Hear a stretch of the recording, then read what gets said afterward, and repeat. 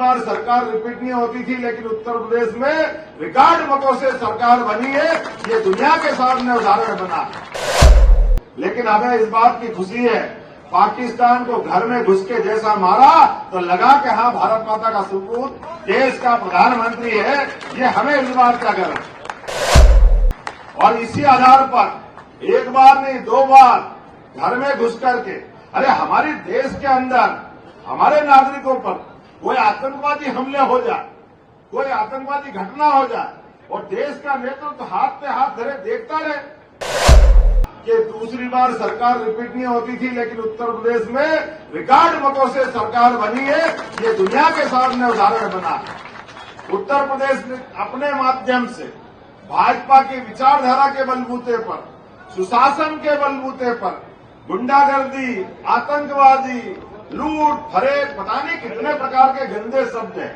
सारे गंदे शब्दों में मानवता करहा रही थी, मानवता त्राहिमाम कर रही थी। लेकिन आज बदलते दौर के उत्तर प्रदेश ने और पूरे देश ने दुनिया में माननीय नरेंद्र मोदी जी के नेतृत्व में जो पहचान बनाई, वो हम सबको गर्व करने वाली है। हमारे यशस्वी प्रधानमंत्री के नेतृत्व में जिस प्रकार से एक एक काम के बलबूते पर दुनिया में भाजपा की पहचान बनी।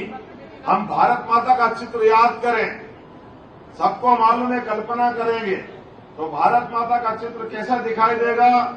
नक्शे पे तीनों ओर से घिरा हुआ समुद्र, मस्तक पर हिमालय और हाथ में भगवा ध्वज थामे भारत माता खड़ी है और पीछे शेर की सवारी के समान उनकी अपनी सवारी है।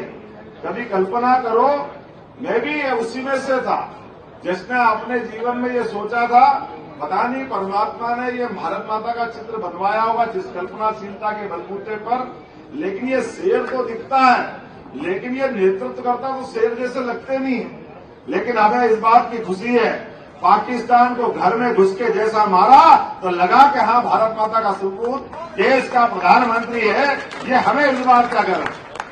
और इसी आधार पर एक बार नहीं, 2 बार घर में घुस करके, अरे हमारे देश के अंदर हमारे नागरिकों पर कोई आतंकवादी हमले हो जाए, कोई आतंकवादी घटना हो जाए और देश का नेतृत्व हाथ पे हाथ धरे देखता रहे, डूब मरना चाहिए अगर ऐसी स्थिति बने तो।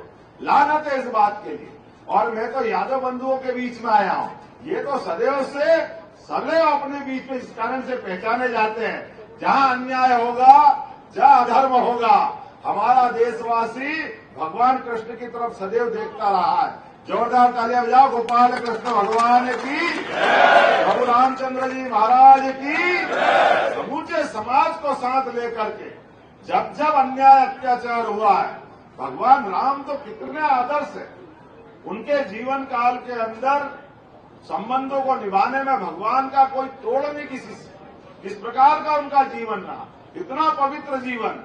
कहाँ राजगद्दी मिलने वाली थी, लेकिन पिता ने कहा वनवास जाओ तो वनवास चल दिए। भाई आगे बढ़े तो भाई से भाई का संबंध क्या होना चाहिए, लक्ष्मण जी से सीखो। और दूसरे कार्यकाल में भगवान राम के मंदिर का धारा 370 का जितने उलझे सुलझे प्रश्न थे, सबका उत्तर ढूंढने का प्रयास उन्होंने किया। इसलिए पूरा देश लालायित है। और अपने लोग तो अब होना ही चाहिए, क्योंकि अब मुद्दा ही राधे राधे का है। इनका है, बोलो गोपाल कृष्ण भगवान की। अब कई सारे लोग कहते हैं हम भी राम जी के हैं, हम भी राम जी के। भैया हमने कहा तुमको तो बुलाया, तुम तो आराम कर रहे थे, तुम तो आए नहीं, जाने क्या क्या कर रहे थे। लेकिन चलो कोई बात नहीं, राम जी का निकल गया, अब गोपाल जी का आगे है, क्या परेशानी है।